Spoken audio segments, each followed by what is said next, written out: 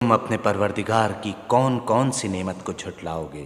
وَلِمَنْ خَافَ مَقَامَ رَبِّهِ جَنَّتَانِ، اور جو شخص اپنے پروردگار کے سامنے کھڑے ہونے سے ڈرا اس کے لیے 2 باغ ہیں۔ فَبِأَيِّ آلَاءِ رَبِّكُمَا تُكَذِّبَانِ،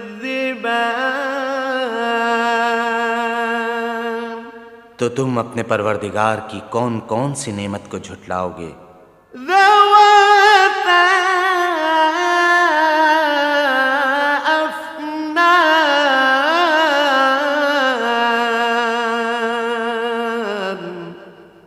ان دونوں میں بہت سی شاخیں یعنی قسم قسم کے میووں کے درخت ہیں۔ فَبِأَيِّ آلَاءِ